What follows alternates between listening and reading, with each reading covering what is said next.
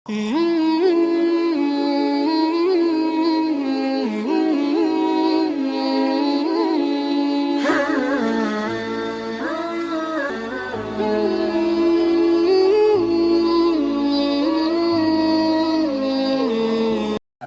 gas atlatin. Saya nak jadikan background. Dia bilang, ibu, kau kira kapok bunga? Dia itu nanti ibu lihat. Kalau selesai ceramah itu nak kecarki. Selfie dulu, Ustaz, selfie dulu. Terpaksa dilayani, kalau tidak, nak update status sombong. Selfie maki, ulangi Ustaz. Kabur Ustaz, satu kali Ustaz, kaburi dalam hatiku. Biar kau ulang 10 kali, namun kamu yang kabur.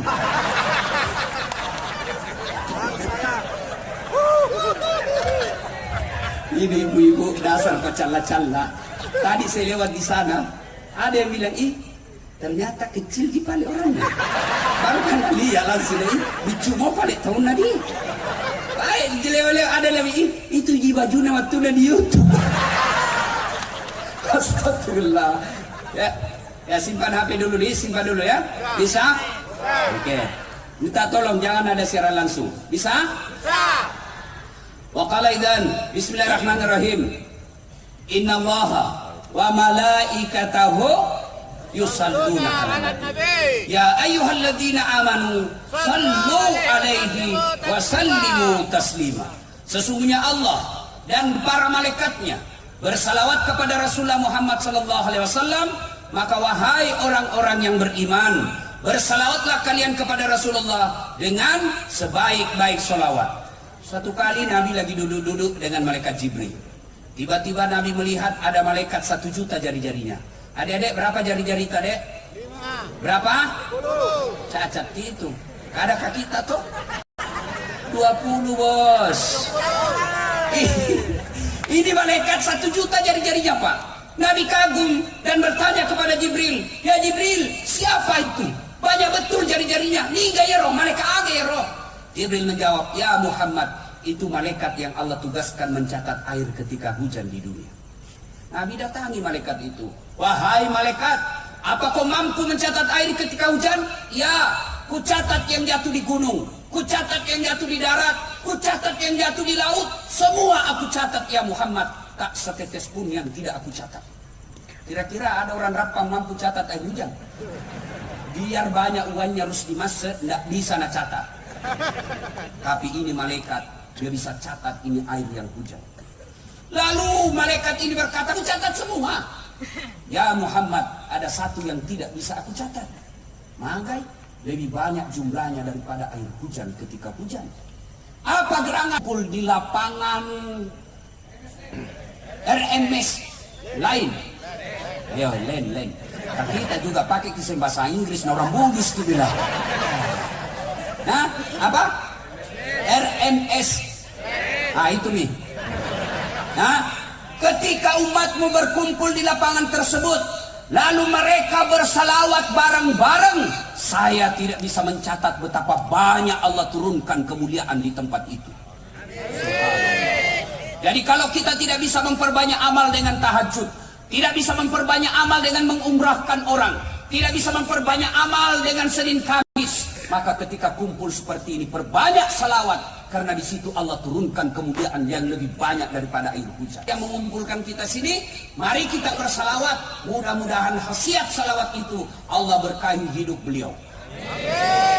Kita mulai dari ibu-ibu. Saya mau dengar mana lebih kencang suaranya orang Rapon cewek, perempuan daripada bapak-bapak. Bisa? Bisa? Yang merasa jenis kelamin laki-laki diam. Kita dengar suara dari belakang. Ayo ibu, bu. Oke, ikut sama saya bu, salawat bareng-bareng, yuk. Salatullah salam ala toha Tollah ala yasin habi. Nah itu bukan keras, itu namanya sahdu. Suara begini yang kasih nafsu laki-laki. Makanya ibu-ibu janda, yang janda dengar, kalau nak telepon ki suaminya orang ibu, jangan ki kasih mendayu-dayu suara rata. Tergoda suaminya orang kodong. Assalamualaikum Ibu. Waalaikumsalam. Alhamdulillah. Di mana Ki Ibu? Di rumah aja Pak. Lagi ngapain? Baring-baring. Nah kena ko joli. Coba salam. Lagi di mana Ki Ibu? Di rumah. Lagi ngapain? Apa ketanya-tanya? Nggak nak telepon aku besok. Wih, kalau Satpol PP ini Bu. Ini, Waalaikumsalam. Caleda. Ibu-ibu diam, kita dengar ini bapak-bapak. Ayo Pak, ayo. Adik-adik remaja nih, ayo selawat bareng-bareng, yuk. Salatullah, salamullah, ala toha, salatullah, salamullah, ala yasin. Alhamdulillah, terima kasih Bapak Ibu, saudara-saudara sekalian yang insya Allah dimuliakan dan dirahmati oleh Allah Subhanahu wa Ta'ala. Teristimewa yang kita hormati, selamat datang Bapak Bupati Toraja, Tanah Toraja. Sini Pak, sini. Inilah indahnya persaudaraan ya.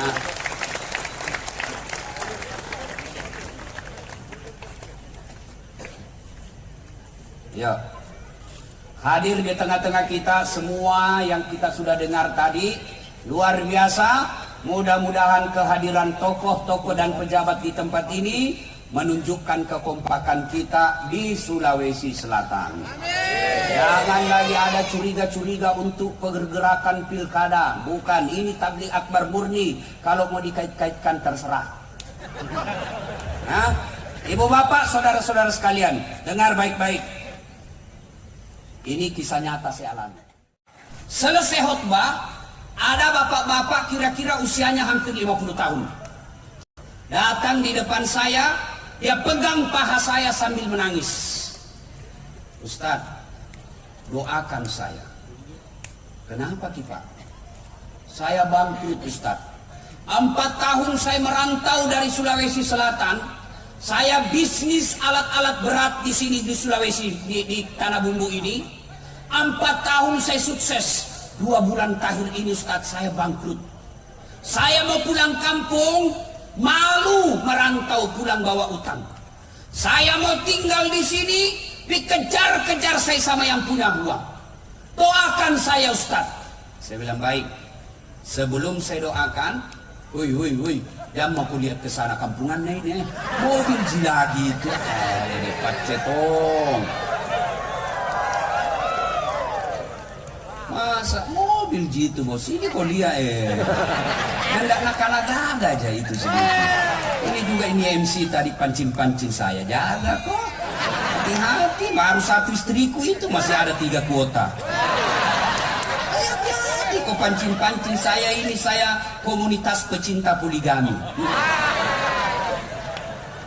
Terancam ibu-ibu di belakang. Nah, saya bilang sama ini bapak yang curhat. Bapak mau baik kembali usaha? Mau Ustaz. Begini, lakukan. Saya tanya dulu, jujur dia jangan bohong. Bagaimana sholat Kak selama ini? Wah itu dia Ustaz. Waktu nak saya.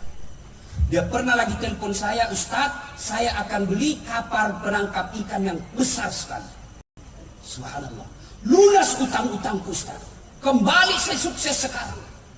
Padahal baru 2 minggu. Saya tanya, apa Bapak lakukan? Ustaz, setelah kita ketemu, langsung saya pulang Ustaz. Saya jual semua hartaku yang tersisa. Lalu saya pulang kampung. Saya cium kakinya ibuku minta maaf. Saya cium istriku, ku minta maaf, ku cium tangannya. Kenapa nak kau sibuk semua istri? Apalagi, ku bayar zakat sedekah Ustaz. Ayo, adik-adik sekalian, apa masalahmu dulu waktu kuliah? Mau kau sarjana? Sudah sarjana selesai masalahmu, mau kau jadi pegawai? Sudah pegawai selesai masalahmu, potong kepala bagian. Sudah kepala bagian, mau kepala dinas. Sudah kepala dinas, mau sekda. Sudah sekda, mau bupati. Sudah bupati, mau 2 periode. Sudah 2 periode, masih jadi gubernur. Itu tidak jadi dilarang dalam agama. Tidak dilarang, lakukan aja semua itu. Ustadz, Bapak kira bukan masalah itu Ustadz? Banyak masalahnya itu Ustadz Pak. Ngatur jadwal, sudah ditentukan tiba-tiba RMS menelpon, mengancam. Aduh, susah ini Pak diterima. Nah, iko bawan na Ustaz, paham. Kung kato pole pula ni mapasa baleho dek mu pole, iko manit ako Ustaz. Saya bilang, kenapa Bapak pasang baleho na buli pakai ACC? Pakai namang intimidasi Pak. Luar biasa. Kadang-kala kita ditipu. Ustaz, pergi ceramah Ustaz. Iya, karena saya tidak pakai manajer Pak. Saya tidak mau nanti dibilang kayak artis saja. Iya, di mana? Ini Ustaz. Dari bandara ke situ, bagaimana caranya? Ustaz, dari bandara ke pelabuhan dulu. 1,5 jam Ustaz. Biasa. Terus naik speedboat lagi Ustaz. Paling lama 2 jam. Bukan speedboat, kami ini katinting sama speedboat. Kalau speedboat, kalau katinting, toko. Kadang dalam hatiku, hatiku sih Kak. Sudah 2 jam kulihat jamku, belum sampai. 3 jam, belum sampai. Aku bilang, Haji, kita bilang tuh hari 2 jam Ji, ini mau pakai 4 jam belum sampai. Dia bilang, Ustaz sebenarnya ini 9 jam. Kenapa Bapak bilang cuma 2 jam? Dia bilang, kalau saya 9 jam, pasti Ustaz tidak mau datang. La haula wala quwwata illa billah. Saya pergi ceramah di Palopo. Saya pergi ceramah di Palopo. Dikira singgah saya sopir kencing. Waktu saya pergi tidur Pak di belakang. Begitu singgah mobil, saya mana ini sopir? Udah kencing. Saya turun, dia turun pintu kanan, saya turun pintu kiri. Begitu saya kencing duduk, dalam hatiku sekalinya ndak tahu kayak ini turun. Woi bener lah, woi Pak. Woi, Busalaika, woi. Masya Allah. Jam 1 subuh. Semua mobil saya kasih lewat, tidak ada ambil saya. Saya mau teleponku ikut di mobil. Ada lagi anak muda singgah, saya mau telepon sopir. Ya kok ketawa cilaka. Senangnya ini kalau saya sial. Ada anak muda pinjam HP-ku, baru sadar, nggak ku hafal nomornya sopir. Pasrahlah saya di pinggir jalan. Semua mobilku kasih lewat, nggak ada. Yang ke Makassar nggak mau singgah, yang ke Palopo nggak mau singgah. Kenapa? Saya pakai putih-putih waktu itu. Aku bilang, nggak kira kak barangkali pocong ini. Jadi saya mau nekat, saya di tengah jalan mau begini. Saya nggak kira betul kan nanti saya ada di depan. Jam berapa dia pulang Pak? Baru sadar, waktu azan. Allahu Akbar, azan subuh. Balik ini sopir. Mana Pak Ustaz? Waduh, balik. Jam berapa dia sampai di Kera? Jam 6.15 pagi. Mulai jam 1, pasak kuyup saya Pak. Saya mau tempeleng, lebih besar dari saya. Ini sopir Pak. Yang paling saya jengkel lagi, sampai saya di kantor wali kota Palopo. Ustaz, kenapa bisa kita lupa koper tak? Dalam hatiku, mak beli si sopir ini. Bukan koperku lupa Pak Wali, saya nak lupa itu sopir tak.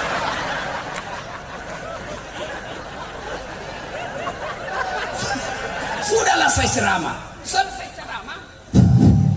Selesai ceramah, mau pulang. Itu lagi sopir datang. Aku bilang, Pak Wali, saya maafkan ini sopir, tapi jengkel kalian mukanya. Sudah ada selesai, jangan dibawa Kak.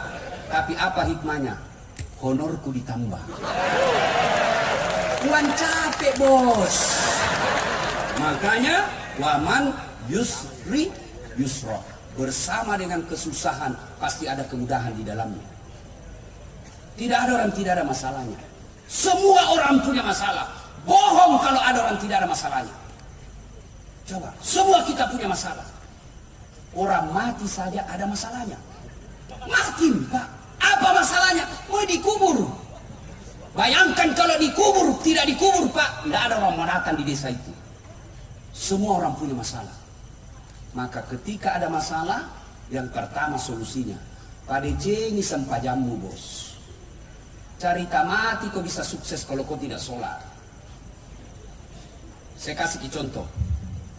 Pak RMS waktu bupati ada ajudannya sampai sekarang. Coba kalau Pak RMS panggil ajudan, ajudan, biar itu ajudan lagi makan kuaci, sanggarak pelah, ajudan langsung lompat, siap buang, perintah. Kira-kira berani Pak ajudannya RMS, ajudan, tunggu dulu Pak. Bilang aku dienjak lehermu. Coba, itu manusia. Begitu takutnya kita sama manusia. Tapi begitu Allah panggil kita, hayya 'alas shalah.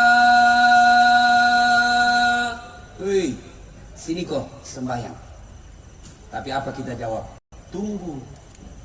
Tidak cukup situ, Allah panggil kita lagi. Hayya 'alal falah.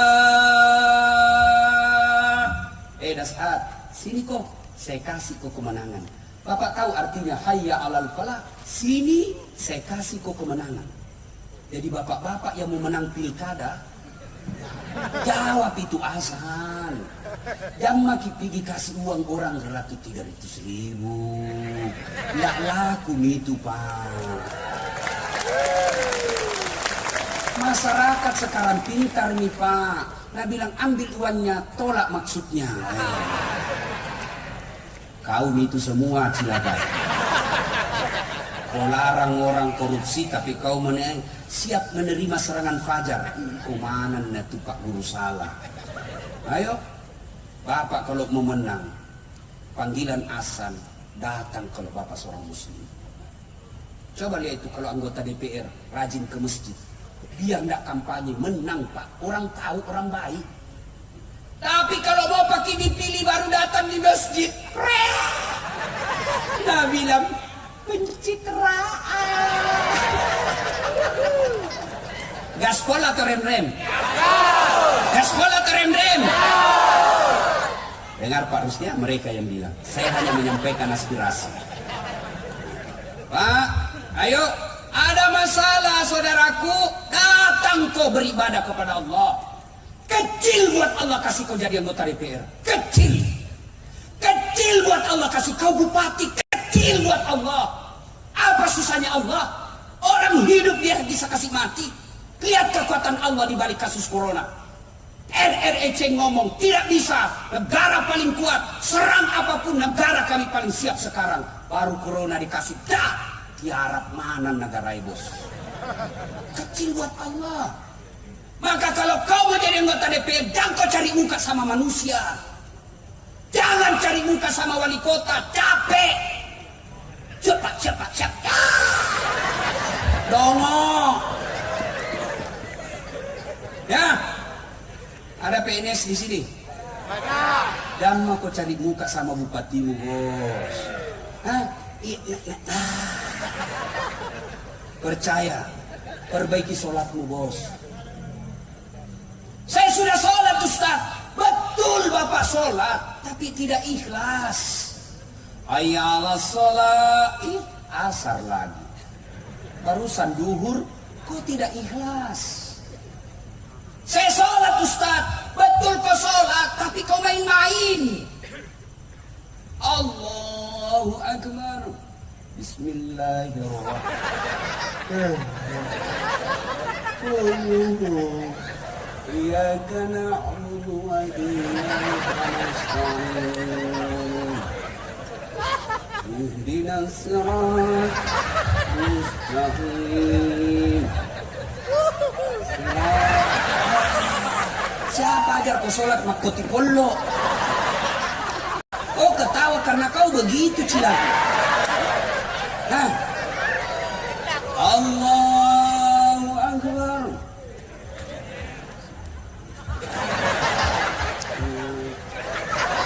Saya sholat mak keju-keju. Saya sholat Ustaz. Kenapa hidupku susah? Betul ibu sholat, tapi celanamu itu juga kau pakai kencing. Itu juga kau pakai masuk toilet, itu juga kau pakai futsal, itu juga kau pakai pergi ke pasar, itu juga kau pakai ke kantor, itu juga kau pakai main olahraga, lalu kau pakai lagi padahal situasimu boleh kau ganti. Bagaimana Allah mau senang sama kamu? Mau saja menghadap sama bupati kita pakai parfum kalau perlu yang palsu. Dipinjam ikat pinggangnya orang supaya kita berwibawa. Mau kau ketemu Allah pakaian seadanya. Boleh, tapi menunjukkan kalian tidak serius ketemu dengan Tuhan. Ada ibu-ibu tanya, Ustaz, boleh orang nggak pakai BH orang sholat? Boleh sah, tapi masa tega ketemu Allah nggak pakai BH? Hah?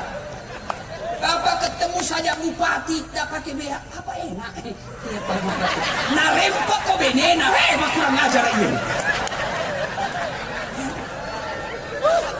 Sholat tidak pakai celana dalam. Bapak-bapak, Ustaz, boleh orang sholat tidak pakai celana? Bagaimana itu perasaan tak kalau ruku? Ibu, ini urusan laki-laki. Salatullah salamullah ala toha rasulillah. Salat ala yasin. Kenapa dia tidak sholat? Kaya Ustaz. Ada kala kaya Nabi Sulaiman. Itu Nabi Sulaiman, Pak, 1 hektar pekarangan rumahnya. Apa kerikilnya? Emas. Paling orang kalau rapeng dulu, Pak, kalau dia kaya giginya dia kasih emas. Gak ada orang kasih emas kerikil rumahnya. Sulaiman alaihissalam kerikil rumahnya emas. Kenapa dia tidak sholat? Selebriti Ustaz, cakep, cantik, terkenal. Ada kala gagah Nabi Yusuf. Allah ciptakan kegagahan di dunia 1100. Khusus Nabi Yusuf 64% Allah kasih. 64%. 34% berapa? 36% Allah kasih siapa? Hah? Siapa? Nabi Muhammad, Nabi Adam, Nabi Claudia Sintabella, Nisa Sabya, Rusdi Masjid, Das Atlati. Berapa mami didapat, bos? Bagaimana bisa dibayangkan bagaimana gagahnya Nabi Yusuf? Sehingga ketika Yusuf alaihissalam, ibu-ibu dikasih pisau, suruh iris-iris bawang. Ibu-ibu, iris kok bawang. Yusuf alaihissalam masuk. Masuk Nabi Yusuf, lewat di depan ibu-ibu yang iris bawang. Dia tidak sadar, dia iris tangannya karena dia gagahnya Nabi Yusuf. Tangannya dia iris. Kita lewat, jangankan tangan, bau sakulu. Yusuf cakap tetap beribadah kepada Allah. Kenapa sih dia tidak sholat? Bupati Ustaz, tinggi pangkatnya, wali kota, anggota DPRI. Ada yang kalah pangkatnya Rasulullah Muhammad SAW. Beliau adalah penghulu para nabi. Beliau adalah panglima perang saat itu. Beliau adalah presiden kalau sekarang ini. Bukan cuma membawahi Madinah, tapi beberapa benua taklukan Islam pada saat itu. Beliau tetap sujud beribadah kepada Allah. Nah, tapi kenapa dia tidak sholat itu, adek? Sakit Ustaz. Ada kala sakit Nabi Ayub alaihissalam. Ayub alaihissalam seluruh anggota tubuhnya dimakan oleh ulat. Melenting-lenting ulat dari pipinya, dari pahanya, hati dan lidahnya saja tidak dimakan oleh ulat. Tapi beliau tetap sujud beribadah kepada Allah. Coba. Tidak ada alasan, Pak. Kalau orang gagah, terus di masjid, anggota DPR, bupati, tidak sholat, orang masih bilang, ya banyak uangnya, banyak kapalnya, kaya, terkenal, tinggi pangkatnya, bupati dia, bebas rumahnya, banyak mobilnya, ya wajar. Bah, sudahlah, paling tidak dunia dia sudah dapat. Nah, untuk ini nona, kita pengangguran, nggak ada kerja, rumah kontrak-kontrak, nggak terkenal, muka jelek, bau kalepak. Kau nggak sholat lagi, ke laut kau jadi tude dong. Yang ketawa serius orang ini. Satu, ada masalah, perbaiki sholat. Kenapa itu paling tetanggaku, Ustaz? Hari Jumat saja dia sembahyang. Itu pun paling terlambat datang, paling cepat pulang. Assalamualaikum, lompat nih. Weh, proyeknya Ustaz jalan terus.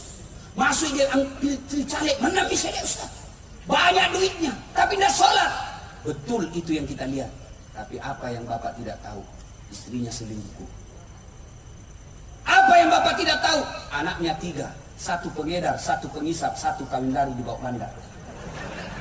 Apa yang Bapak tidak tahu? Dia di rumahnya, di kantor dia hebat. Semua orang takut sama dia. Siapa, Pak. Hebat dulu. di kantor, di jalan dia hebat, sampai di rumahnya Hello Kitty. Ini yang kita di Pale Bu, diintimidasi sama istrinya. Baru 1 jam keluar, di mana kok Pak? Di mana kok? Ada jadi. Di mana kok? Dia kok lisu kok? Tajam di Pale Bu, tajam aja macam kutu. Banyak duitnya, tinggi pangkatnya, tapi takut sama istrinya.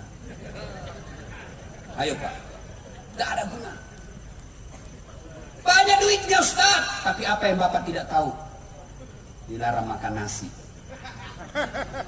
Duit 7 miliar dilarang makan nasi. Saya pernah pergi ceramah ke Italia. Tahu Italia? Tahu? Tahu? Hah? Tahu Italia? Tahu? Si Dendreng belok kiri terus lagi.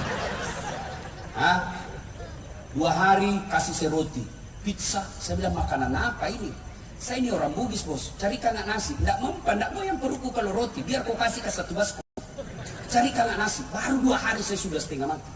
Ini dilarang makan nasi, dilarang makan daging, dilarang makan gula, dilarang makan garam, dilarang makan ayam, dilarang makan ikan. Apa di sana makan? Ubi rebus. Duitnya 7 miliar. Rumahnya mewah, tidak bisa tidur dalam rumah. Mobilnya mahal, tapi stres di atas mobil. Mati kiri, mati kiri, reng, mati kiri. Itu kalau kau tidak sholat bos. Maka saudaraku, adik-adik, Pak, Bu, Bapak tidak usah cemas kalau anaknya sarjana pengangguran. Bapak tidak usah cemas anaknya sarjana tidak lulus pegawai negeri kemarin. Tidak usah cemas. Kenapa masuk neraka? Anakku tidak lulus PNS. Kenapa kau masuk neraka? Anakku kasihan tukang tambal ban. Demi Allah tidak ada pertanyaan seperti itu di akhirat. Kenapa kau masuk neraka? Anakku tidak sholat. Kenapa kau masuk neraka? Istriku tidak sholat. Kenapa kau masuk neraka? Cucuku tidak sholat. Maka risaulah ketika keluarga kalian tidak sholat. 1. 2. Kalian mau sukses. Setelah perbaiki sholat. Yang kedua, hindari maksiat. Jangan hobi dosa. Dosa buat kita laki-laki, perempuan. Dosa bagi kita bapak-bapak, selingkuh. Pak, kata Nabi berwasiat, kalau kau lihat perempuan di jalan dan kau berminat kepada perempuan itu, pulanglah segera ke rumahmu. Karena demi Allah, apa yang dimiliki wanita di jalan itu sama persis yang ada di rumahmu. Tidak percaya? Periksa nanti. Yang kau ketawa anak muda, ini urusan orang tua. Pak, muliakan istri. Tidak mungkin Bapak bisa sukses kalau Bapak hianati istri. Saya bisa jadi penceramah yang bisa baik ceramah saya karena istri saya mendukung. Bayangkan kalau istri kita tidak mendukung. Kita mau pergi ceramah, bikin konsep, mak jaluk ya naik. Ale nak mustas. Tidak jadi konsep. Mau lagi keluar, anak nangis sambil anak. Tidak bisa. Maka kesuksesan kita seorang suami karena ditunjang oleh istri yang baik di rumah. Banyak juga bapak-bapak alasan rapat, ternyata pergi merapat. Nah, tuh Pak, berapa istrinya Nabi? Berapa? Saya kasih hadiah, siapa yang tahu? Berapa? Hah? Berapa? Salah. Berapa? Berapa? Ambil hadiahnya nanti sama Pak Rusdi Masya. 11. Dari 11 istri Nabi, tidak ada satupun yang pernah mengatakan, saya menyesal menikah dengan engkau Muhammad. Tidak. 11 istri Nabi. Kita satu distrita menderita lahir batin. Bagaimana mau sukses?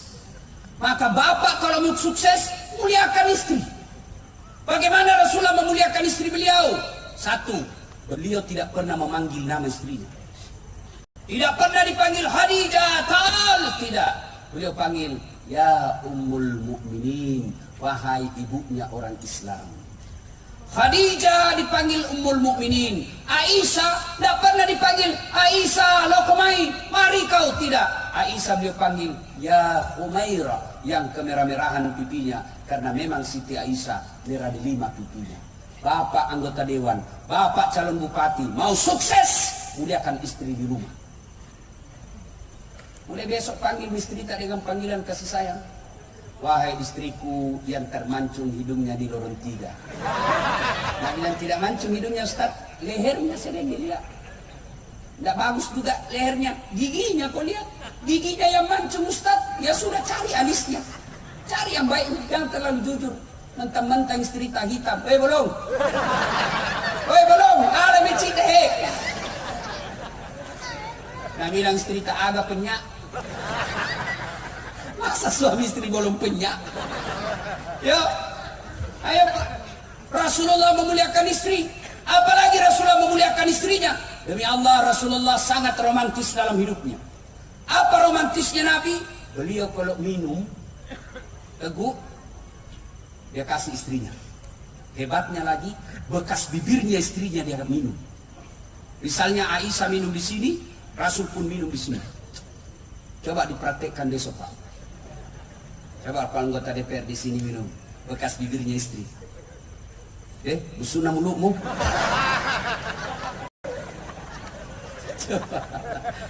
Rasulullah Sallallahu Alaihi Wasallam kebiasaan beliau setiap mau keluar rumah dia cium istrinya sebagai sedekah. Coba mulai diamalkan besok Pak. Begitu bapak mau keluar, sedekahnya suami adalah ciuman di jidat. Jadi Bu, besok kalau mau keluar suami tak, nah lupa minta ki sedekah. Pak, sedekah. Ini ki. Jangan lama-lama. Nanti tidak jadi pergi kantor. Coba. Rasulullah manusia yang sangat memuliakan istri sehingga beliau sukses. Maka politisi, anggota dewan, orang kaya, pegawai, apapun profesi kita, mulai besok muliakan istri. Cuma kita juga Ibu, jantung kisah wenang-wenang sama suami. Kadang itu ibu nakira suaminya tahanan. HP diperiksa habis. Bagaimana suami tidak serangan jantung? Baru datang langsung diperintah HP. Baru dilupa pakai password. Dilupa hapus WhatsApp. Pasti nih mati. Ini beruntung. Ada orang sholat, temanku cerita. Begitu dia sholat, bunyi HP-nya, nggak pakai password. Istrinya ada di rumah. Gelisah dia. Baru takbir pertama langsung bunyi. Bayangkan kalau rakaat terakhir mina bunyi, dicambuk mami cepat langsung diambil. Ini baru pertama, nggak mungkin kita berhenti sudah angkat takbir. Bunyi gelisah. Nah bilang istrinya, tanam maki Pak, tidak kuangkat di HP tak. Baru bilang cak sholatnya. Ada tuh itu ibu-ibu paranoid. Mana tahu semua HP tak? Bagaimana kau tidak dibohongi? Pak, Bu, ada 3 bohong yang boleh. Dengar ini bapak-bapak anggota dewan. 3 bohong yang boleh Pak. 1, bohongnya seseorang untuk mendamaikan orang yang bermusuhan. Boleh. Misalnya saya musuhan sama B, bapak datang ke B, salamnya dasat, padahal saya tidak pernah. Lalu bapak datang lagi, salamnya si B, dasat, padahal tidak pernah. Itu bohong seperti itu boleh mendamaikan orang bermusuhan. Yang kedua, bohongnya seseorang untuk melindungi jiwa orang baik. Saya dikejar sama pemabuk, sembunyi di rumah tak, ditanya mana dasat, saya tidak tahu. Malah bapak berdosa kalau jujur waktu itu. Kejar, mana dasat? Cepat kau ada di dalam. Berdosa Pak. Yang ketiga, bohongnya seorang suami untuk membahagiakan istrinya. Boleh. Contohnya. Dasar Pak Wali. Capa ya. Begini contohnya. Bapak beli ulang tahun seperti Pak Ernest ulang tahun. Ibu Titi beli baju. Baju ini tidak disuka warnanya. Datang. Selamat ulang tahun ke-47. Bagaimana ini baju? Nah bilang Pak Ernest, bagus sekali ini baju. Tidak ada samanya di Sulawesi. Padahal jelek. Malah Pak Ernest bohong kalau jujur waktu itu. Selama ulang tahun ini hadiah baju untuk kita. Beli 5 toy. Apa warnanya ini? Tidak tahu warna. Berdosa bapak menyakiti hati istri. Maka bapak kalau mau bohong, bohong seperti itu. Bagaimana masakan sayang? Nah bilang, tidak ada kalainya di sidra. Tak ada samanya ini. Padahal mah pejek. Boleh bapak bohong seperti itu. Lain itu tidak boleh. Bagaimana kalau punya istri 2 Ustaz dirahasiakan? Berat ini pertanyaan. Bilang kita saja begini. Kenapa kau sayang? Selama ini saya tidak tahu ada istrimu. Baru pada ada istrimu saya tahu sekarang. Dia makin begini. Sayang, ku sayang kau jadi kurahasiakan. Saya tidak mau sakiti perasaanmu. Jadi kurahasiakan. Nah Allah takdirkan hari ini kau tahu. Mau jadi apa? Ini takdir burukmu. Kau harus percaya qada dan qadar. Mau kau marah tempelin mak. Tapi percayalah sayangku, engkau tetap menjadi ratu dalam istana hatiku. Baru ambil berlian, kasih pegang, baru peluk, bawa ke tempat tidur, berhenti marah. Coba perhati Pak. Kalau berani gini. Ya Bapak, saudara-saudara sekalian. Ibu, mau sukses juga suami, dukung suami. Bagaimana caranya? Nah ibu-ibu, jangan makin berkeliaran di jalan. Pergi suami tak sosialisasi, kita bantu dengan apa? Pagi-pagi sholat duha, jam 8 sholat duha. Selesai sholat duha, WhatsApp suami tak, Pak, jangan menghalalkan segala cara dalam pilkada ini. Allah sudah takdirkan siapa yang akan menang. Yang Allah nilai hanya kegiatan dan usaha tak. Tidak ada yang sia-sia di sisi Allah. Kalau kita datang bersilaturahmi, sosialisasi itu pahala silaturahmi namanya. Dan makin cemas, sudah Allah tentukan. Saya doakan kita yang terbaik buat kita Pak. Salam sayang selalu dari istri tak di rumah. Senangnya perasaan. Saya kalau naik SMS kak begitu mamanya cek. Langsung kak kasih lihat sama temanku di warung kopi. Beneku bos. Enak perasaan. Pernah kita SMS begitu istri tak Pak? Pernah? Paling SMS jangan kau lupa singgah beli telur. Yang ketiga, kalau mau sukses, kata Nabi yang saya kasih ini rahasianya. Yang ketiga apa? Yuk, keluarkan zakat dan sedekah. Bapak tahu kenapa Bapak Haji Rusdi Masih bisa kokoh dan besar seperti sekarang? Karena beliau dermawan. Banyak uangnya memang Ustaz. Biar banyak uang bos kalau seke, tidak ada gunanya. Apalagi ini calon-calon bupati dia lalu kiseke. Dek gak topo itu seke itu percaya ki Pak. Nggak ada orang suka orang pelit. Saya tanya ki, senang anggota DPR yang pelit atau dermawan? Dermawan. Senang calon bupati yang pelit atau dermawan? Dermawan. Senang tetangga yang pelit atau dermawan? Senang suami yang pelit atau dermawan? Semua senang dermawan. Tidak ada orang suka orang pelit. Bahkan orang pelit sekalipun demi Allah tidak suka sama orang pelit. Dia bilang jago di rumah sekeki, padahal dia juga seke. Nah, tapi dengar baik-baik Pak. Bapak kalau mau menyumbang, jangan kasih orang 200.000 dari orang ke orang. Karena itu namanya money politik. Bapak nyogok. Di samping Bapak melanggar undang-undang pilkada, juga nak tunggu kok malaikat nanti kalau mati kok. Sogok namanya. Lalu bagaimana caranya Ustaz? Bawa ke masjid.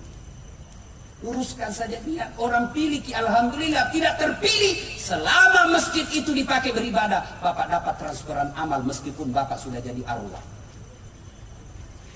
Bangun panti asuhan, bangun jembatan, itu sedekah. Tapi kalau uang per orang kita kasih 300-400 ribu, belum tentu napiliki, yang pasti Bapak sudah dapat dosa.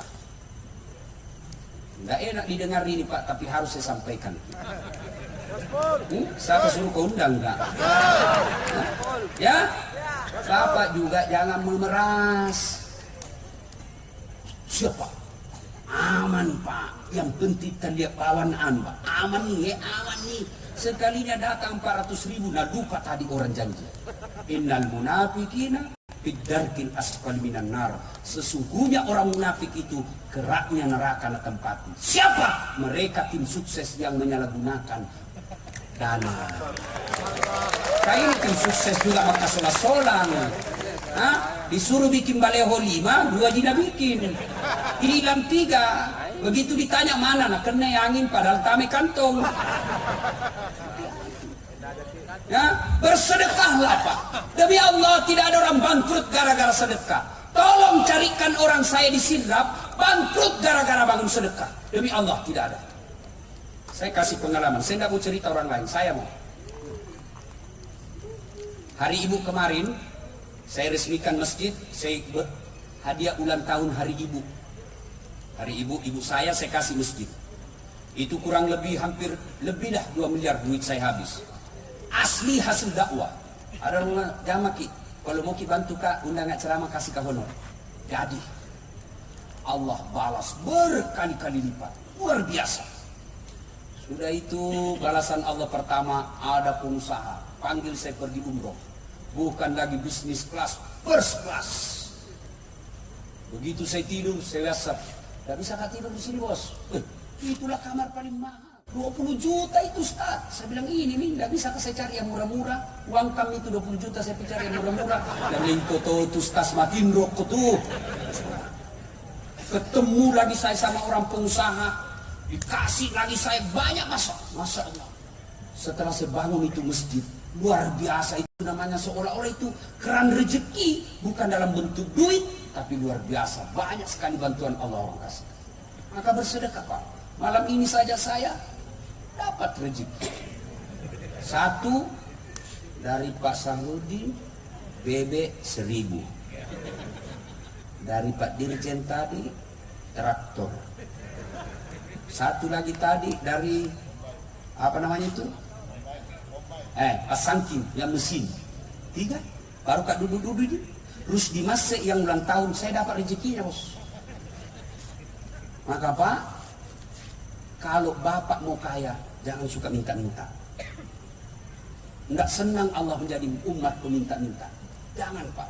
Kenapa Bapak miskin? Karena Bapak mental miskin. Apa mental miskin? Suka minta-minta. Bersedekahlah. Jangan lewati maghrib sebelum Bapak bersedekah. Allah tidak lihat 100.000. Allah tidak lihat 1 juta. Tentu sedekahnya RMS. Beda dengan sedekahnya kita yang pengangguran. Tapi yang penting sedekah. Mau 100.000, mau 10.000, bahkan 1.000 rupiah pun jangan lewati maghrib kecuali Bapak sudah bersedekah. Maka bapak-bapak calon anggota DPR yang gagal, periksa barangkali Bapak selama ini malas bersedekah. Calon bupati yang hadir, sedekahlah Pak. Tapi jangan ke rumah satu-satu orang. Bangunkan masjid. Kalau Bapak non muslim, bikinkan rumah ibadah umat Bapak. Insya Allah Allah kasih. Lalu kalau tidak menang, sangka baik, sangka baik. Saya sama Pak Rani Ramdan Pramanto pernah ikut pilkada, ada di sini 2014 di Makassar. Kalau Ustaz tidak, cuma beliau lebih banyak suaranya dari saya. Saya tidak kalah Pak, sangka baik. Saya tidak jadi wali kota, tapi saya bisa ceramai wali kota dimanapun di Indonesia. Allah kasih yang terbaik. Jangan pernah sangka buruk. Sudah sumbang masjid, panti asuhan, bangun ini, kalah. Allah yakin Pak, bukan di situ tempat yang baik. Allah punya tempat yang baik. Percaya itu. Sangka baik. Dan yang keempat, kalau kalian Bapak Ibu mau sukses, ini rahasia yang keempat. Birrul walidain. Muliakan kedua orang tua. Sayang 1000 sayang. Kadangkala kita manusia sibuk memuliakan kepala camat, sibuk memuliakan kepala dinas kita, sibuk memuliakan dirjen kita. Tapi orang tua tak di kampung tidak pernah kita sapa dalam seminggu. Adik-adik, kalau kalian mau sukses, tidak penting keluar negeri sekolah, tidak penting itu belajar bahasa Inggris. Sekarang ada namanya Google Translate. Biar tidak tahu bahasa Inggris aman. Saya pergi ceramah ke Roma, saya tidak tahu bahasa Italia. Tapi begitu saya nyasar, saya cari rumah orang muslim yang halal restorannya, saya tulis, saya ambil HP ku, lalu saya ambil Google Translate, lalu saya bilang, tunjukkan rumah makan halal muslim. Keluar bahasa Italinya. Baru saya cari orang Italia. Mister, come here. Apa? Selesai. Ayo, Dan ketawa, saya serius ini bos. Apa yang tidak ada di HP sekarang? Kursus bahasa Inggris tapi orang tuamu kau hina. Hina kau di hadapan Allah. Anggota DPR 4 periode, bupati 2 periode, tapi kau tidak tahu muliakan orang tuamu, kalian hina di hadapan Allah kelak. Tidak ada gunamu di hadapan Allah. Mau sukses Pak? Nih, kalau masih hidup orang tua tak, itu yang lebih utama. Gimana prakteknya Ustaz? Jangan pernah ngambil keputusan sebelum curhat dan minta pendapat orang tua. Orang tua aku tamatan SD Ustaz. Saya ini mau dokter Ustaz. Ngapain saya curhat sama orang tua saya? Untuk apa saya minta pendapatnya? Kita bukan minta akal pikirannya, tapi yang kita ridha Allah yang kita harap. Memang Bapak insinyur, memang Bapak dokter, memang Bapak master manajemen. Orang tua kita tamatan SD, ilmunya tidak ada bandingnya kepada ilmu kita. Tapi apa yang kita cari? Barakakna pungallahu ta'ala. Oh pungallah ta'ala barakaki jama-jama tak. Kecil terpilih 2 kali. Muliakan orang tua. Imma yablughanna indakal kibra ahaduhuma aw kilahuma fala taqul lahumā uff wala tanharhuma wa qul lahumā qawlan karima. Kata Allah. Jadi bagaimana prakteknya Ustaz? Mak, saya ingat waktu saya masuk pilkada, kan begitu PKS lamar saya bilang tunggu dulu Pak, saya belum iakan, saya pergi dulu ke ibuku di kampung. Datanglah saya jam 1 dini hari, karena besok pendaftaran terakhir. Saya datang, saya jelaskan, Mak, dan lekat toy mencaji pejabat, karena tidak aku bilang wali kota, tidak mengerti. Pejabat, apa kata ibu saya? Ada Nak, nanti ke kutu polisi. Karena yang ada di benak mama saya, pejabat ini banyak ditangkap. Saya yakinkanlah begini, sudah, apa dia bilang ibu saya? Iko mau pale Nak, tapi dek na lemuk nyawaku, dek nama pacin nyawaku, kumuki gawi. Itu jawaban ibu saya yakin itulah penyebabnya saya tidak, suara saya tidak memenuhi syarat untuk menang. Bapak-bapak mau menang Pak, jangan kiri kanan cari restu itu. Datang saja muliakan orang tua. Sudah dapat kantong partai, aman, muliakan orang tua. Adik-adik mau ke sukses, muliakan orang tuamu. Tapi sayang anak-anak kita sekarang lebih hormati pacarnya daripada bapaknya. Hah? Kalau bapaknya kasih tahu, apa kita Pak? Ini tamatan SD. Agak totisen. Sekalinya cowoknya terserah jika kita mami. Nah, ibu bapak saudara-saudara sekalian, pilih 4 resep. Sholat ditunaikan dengan sebaik-baiknya. Hindari maksiat, muliakan istri atau suami. Bayar zakat sedekah, dan yang keempat, muliakan orang tua. Apabila keempat hal ini kita lakukan, maka Allah janji, maqaman mahmuda, saya angkat derajatnya. Derajat di dunia, insya Allah derajat di akhirat kelak. Inilah tausiah kita, mudah-mudahan ada manfaat. Sebelum saya akhiri, Bapak Ibu coba lihat saya ceramah selama ini, baik yang langsung maupun di YouTube atau WhatsApp. Saya tidak pernah pakai serban seperti ini, tidak pernah, baru malam ini. Kenapa? Karena serban ini saya akan hadiahkan kepada orang yang ulang tahun hari ini. Mohon berkenan Pak RMS untuk ada di samping saya akan memberikan Bapak hadiah. Bedanya hadiah dengan sedekah. Kalau sedekah dari orang kaya, kalau Pak RMS kasih saya, namanya sedekah. Kalau saya kasih Pak RMS, namanya hadiah. Ini ada makna filosofinya Pak serban. Orang Arab, ini serban kan orang Arab punya tradisi. Rasulullah memakainya. Apa hikmahnya? Apa dibalik serban ini bagi Rasulullah waktu itu? Pertama, di Arab itu kadangkala panas sekali, kadangkala dingin sekali. Saya berharap Pak RMS menjadi pelindungnya masyarakat Sulawesi Selatan. Ini serban. Yang kedua, serban ini dipakai, tidak ada orang pakai serban Pak mau pergi membiliar. Mau kita mana Pak RMS? Karaoke. Salah tempat. Saya berharap Bapak mulai dengan serban ini, Bapak selalu mengajak orang kepada kebaikan-kebaikan. Serban adalah simbol ketika kita mau memperbaiki diri, ketika kita ingin beribadah kepada Allah, inilah serban. Yang ketiga, serban ini menutupi aurat kita ketika taat keadaan tertentu. Maka angkat harkat dan martabatnya orang Sulawesi di parlemennya Bapak. Di serban.